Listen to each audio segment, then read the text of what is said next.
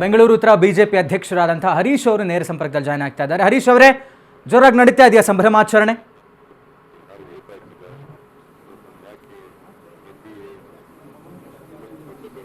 Sir, ಜೋರಾಗೆ ನಡೀತಾ ಇಲ್ಲ ಸಂಭ್ರಮಾಚರಣೆ. ನಮ್ಗೆ ಗೊತ್ತಿದ್ದ ಒಂದು ರಿಸಲ್ಟ್ ಇದು.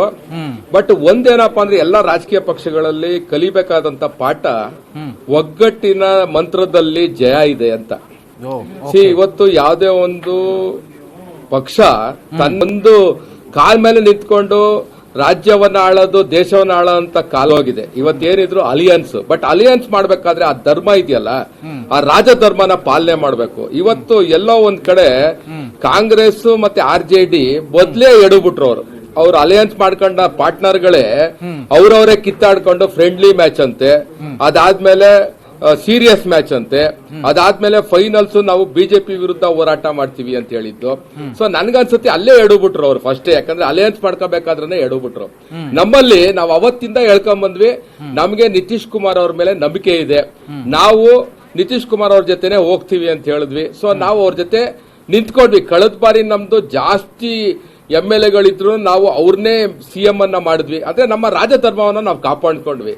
ಇವತ್ತು ಬಿಹಾರ್ ಜನ ಅದೇ ನಿತೀಶ್ ಕುಮಾರ್ ಅವರು ಮತ್ತೆ ಬಿಜೆಪಿ ಮೇಲೆ ನಂಬಿಕೆ ಇಟ್ಟು ಇವತ್ತು ಅತಿ ಹೆಚ್ಚಿನ ಮತಗಳಿಂದ ಮತ್ತು ಅತಿ ಹೆಚ್ಚಿನ ಸೀಟ್ಗಳಿಂದ ಇವತ್ತು ಗೆಲ್ಸಿದ್ದಾರೆ. ಸೊ ಇದರಲ್ಲಿ ಏನ್ ತೋರಿಸುತ್ತಪ್ಪ ಅಂದ್ರೆ ನಮ್ಮ ಅಲಿಯನ್ಸ್ ಕರೆಕ್ಟ್ ಆಗಿರ್ಬೇಕು, ರಾಜಧರ್ಮವನ್ನ ಕಾಪಾಡ್ಕೋಬೇಕು, ಮತ್ತೆ ಈ ಪರಸ್ಪರ ಕೆರ್ಸಾಟ ಇದೆಯಲ್ಲ, ಯಾರು ದೊಡ್ಡ ವ್ಯಕ್ತಿಗಳ ಬಗ್ಗೆ, ಒಂದು ಪ್ರಧಾನ ಮಂತ್ರಿ ಬಗ್ಗೆ, ಮತ್ತೊಬ್ಬರ ಬಗ್ಗೆ ಮಾತಾಡೋದಿದೆಯಲ್ಲ, ಇದು ಅವ್ರ ಐಡೆಂಟಿಟಿ ಕ್ರೈಸಿಸ್ ನ ಎಲ್ಲ ಕಳ್ಕೊಂಡ್ಬಿಟ್ಟಿದ್ದಾರೆ. ಅದಕ್ಕೆ ಹಿಂಗೆಲ್ಲ ಮಾತಾಡ್ತಾ ಇದಾರೆ ಅನ್ಸುತ್ತೆ. ಇವರೆಲ್ಲ ಮಾದರಿ ಆಗ್ಬೇಕು, ಆದರ್ಶ ಆಗ್ಬೇಕು ಯಾವಾಗ ಮಾತಾಡ್ಬೇಕಾದ್ರೆ. ಯಾಕಂದ್ರೆ ಮಾತ್ ನಿಂತೋಗ್ಬಿಡುತ್ತೆ.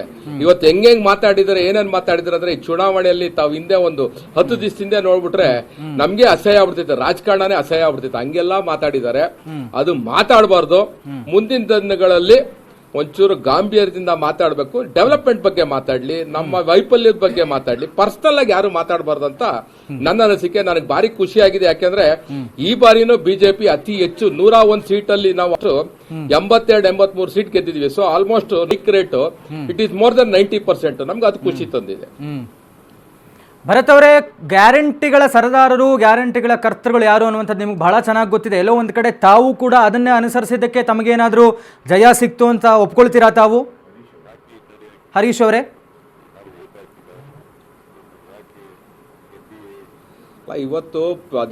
ಇವತ್ತೇನಾಗ್ಬಿಟ್ಟಿದೆ ರಾಜಕಾರಣದಲ್ಲಿ ಮತ್ತೆ ಇದ್ರ ದೇಶದಲ್ಲಿ ಎಲ್ಲಾ ಕಡೆ ಅದೇ ನಡೀತಾ ಇದೆ. ನಾವು ನದಿ ಜೊತೆನೆ ಹರ್ಕೊಂಡು ಹೋಗ್ಬೇಕು, ನದಿ ವಿರುದ್ಧ ಈಜಕ್ಕೆ ಹೋಗ್ಬಾರ್ದು.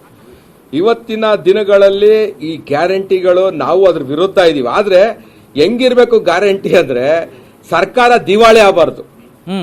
ನಮ್ಮ ಎಷ್ಟಿದೆ ನಮ್ಮ ಹಾಸಿಗೆ ಅಷ್ಟು ಕಾಲ್ ಚಾಚಬೇಕು, ಅದಕ್ಕಿಂತ ಜಾಸ್ತಿ ಚಾಚಬಾರ್ದು. ನನ್ಗನ್ಸುತ್ತೆ ಬಿಹಾರಲ್ಲಿ ನಾವು ನಮ್ಮ ಹಾಸಿಗೆ ಬಿಟ್ಟು ಆಚೆ ಹೋಗಿಲ್ಲ, ಕಾಲ್ ಜಾಸ್ತಿ ಚಾಚಿಲ್ಲ. ನಮ್ಮ ಇತಿಮಿತಿಯಲ್ಲಿ ನಾವು ಆ ಒಂದು ಗ್ಯಾರಂಟಿ ಸ್ಕೀಮ್ ನಕ್ಕೆ ಹೊರಟಿದ್ವಿ. ಈಗಾಗಲೇ ನಾವು 2-3 ರಾಜ್ಯದಲ್ಲಿ, ಈಗ ನಮ್ಮ ಮಹಾರಾಷ್ಟ್ರ ಪಕ್ಕದ ರಾಜ್ಯದ ಮಹಾರಾಷ್ಟ್ರಲ್ಲೂ ನಮ್ದೇ ಸರ್ಕಾರ ಇದೆ, ಅಲ್ಲೂ ನಾವು ಒಂದು ಮಹಿಳೆಯರಿಗೆ ಒಂದು ವಿಶೇಷವಾದ ಒಂದು ಸ್ಕೀಮ್ ಬಿಟ್ವಿ. ನಾವು ನಮ್ಮ ಇತಿಮಿತಿ ನಮಗೆ ಗೊತ್ತಿದೆ, ಅದನ್ನ ಮೀರಿ ನಾವು ಯಾವತ್ತೂ ಮಾಡಿಲ್ಲ. ಸೊ 1 ಕೋಟಿ ಉದ್ಯೋಗ ಸೃಷ್ಟಿ ಸಾಧ್ಯ ಇದೆಯಾ? ಅದನ್ನ ನೆರವೇರಿಸಿಕೊಡ್ತೀರಾ ಅಧಿಕಾರ ಹಿಡಿದರೆ?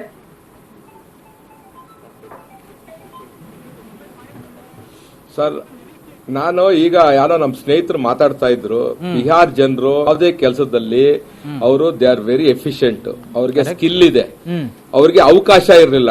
ನನಗೆ ಈ ಬಾರಿ ನಮ್ಮ ಸರ್ಕಾರ ಖಂಡಿತವಾಗ್ಲಿ 1 ಕೋಟಿ ಜನಕ್ಕೆ ಅಲ್ಲೇ ಕೆಲಸ. ಈಗ ಒಂಚೂರು ಚೇಂಜ್ ಆಗಿದೆ. ಮುಂಚೆ ತರ ಬಿಹಾರ ಎಲ್ಲಾ ಕಡೆ ಹರಿದಿದ್ರು ಜನ ಅಂತ ಏನಿಲ್ಲ. ಇವಾಗ ವಾಪಸ್ ಅಲ್ಲಿಗೆ ಹೋಗಿದ್ದಾರೆ. ಯಾಕಂದ್ರೆ ಸಾಕಷ್ಟು ಕೆಲಸದ ಅವಕಾಶ ಅಲ್ಲೂ ಸಿಗ್ತಾ ಇದೆ. ಅಲ್ಲಿ ಕೆಲಸಗಳು 1 ಕೋಟಿ ನಾವು ಅವಕಾಶ ಕೊಟ್ರೆ ಖಂಡಿತವಾಗ್ಲೂ ಬಿಹಾರ್ ಇನ್ನ ಚೆನ್ನಾಗಾಗುತ್ತೆ.